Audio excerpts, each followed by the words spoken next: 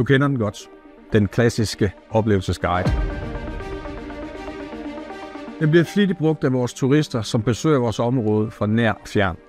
Og den er et vigtigt værktøj, når vi skal give vores gæster et overblik over, hvad de kan opleve rundt i vores område.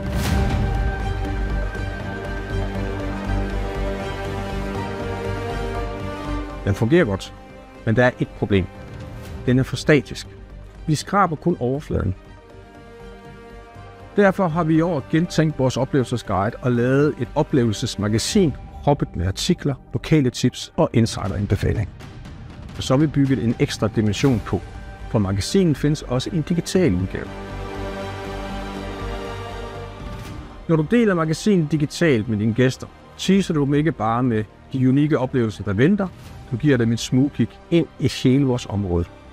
Vi guider med videomateriale og aktive links, som viser gæsten direkte ind på websites og sociale medier hos store så små attraktioner, restauranter og overnatningssteder overalt her i trekantsområdet.